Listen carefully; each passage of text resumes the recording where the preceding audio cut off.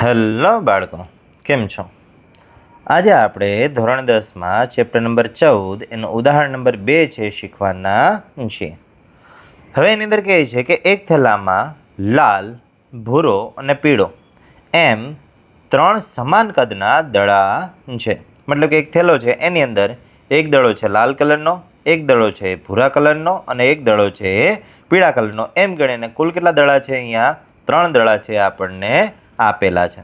ચલો હવે આગળ જોઈએ કે હવે આગળ આપણને એ કહે છે કે કૃતિકા એટલે કે કોઈ એક વ્યક્તિ એ થેલામાંથી જોયા વગર એક દડો એ થેલામાંથી યાદચ્છિક રીતે એટલે જોયા વગર છે કાઢે છે અને એને પસંદ કરે છે.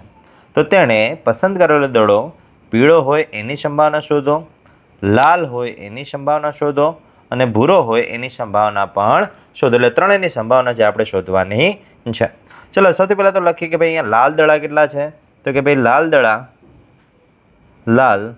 દડા કેટલા છે? તો કે એક જ છે. સેમ રીતે ભૂરા દડા, તો કે ભૂરા દડા એ પણ એક જ છે અને પીળો દડો એ પણ કેટલો છે? એક જ છે.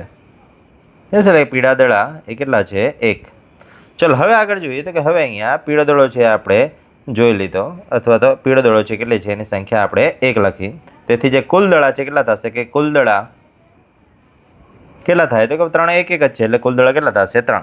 ચલો હવે અહીંયા પીળો દડો હોય એની સંભાવના શોધવાની, તો કે સૌથી પહેલા ઘટના એ લઈ લઈએ કે ઘટના એ. ચલો ઘટના એ કઈ લેવી છે? તો કે અહીંયા પીળો દડો હોય, તો કે અહીંયા પીળો દડો હોય ઘટના એ બને તેવા પરિણામ, ઘટના એ બને તેવા પરિણામ. તો જરા ગણીએ કે ભાઈ ઘટના એ એટલે કે પીળો દડો કેટલી વખત આવે છે? તો કે અહીંયા એક જ વખત આવે છે. એટલે ઘટના બને તેવા પરિણામ એમ બરાબર કેટલા થશે? 1. અને એ જે કુલ પરિણામ છે આપણા કેટલા છે? તો કે 3 છે. એટલે તેની સંભાવના P of A બરાબર ઘટના બને તેવા પરિણામ m ભાગ્યા કુલ પરિણામ n. એટલે ઘટના બને તેવા પરિણામ 1 ભાગ્યા કુલ પરિણામ 3. એટલે આ પીળા દડા માટેની સંભાવના થઈ. ચલો હવે પછી આગળ લાલ દડા માટે અને ભૂરા દડા માટે ક્રમશઃ જે આપણે જોઈ લઈએ. તો કે હવે લાલ દડા માટે ગણતરી કરીએ. સેમ આ જ રીતે આપણે ગણતરી કરવાની છે. બીજી ઘટના લઈ લઈએ કે ઘટના B લાલ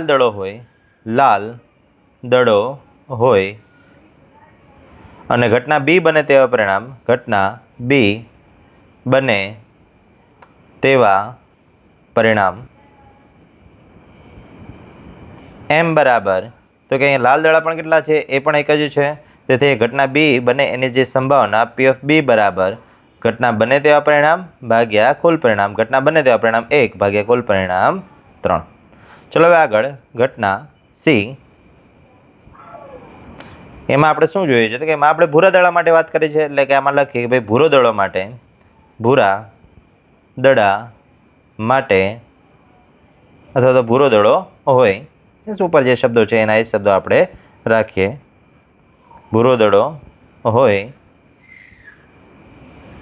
એટલે ઘટના C બને તેવા પરિણામ m બરાબર, તો કે ભૂરો દડો પણ કેટલો છે? એ એક જ છે. તેથી ઘટના C ની જે બને છે એની સંભાવના P of C બરાબર m ભાગ્યા n.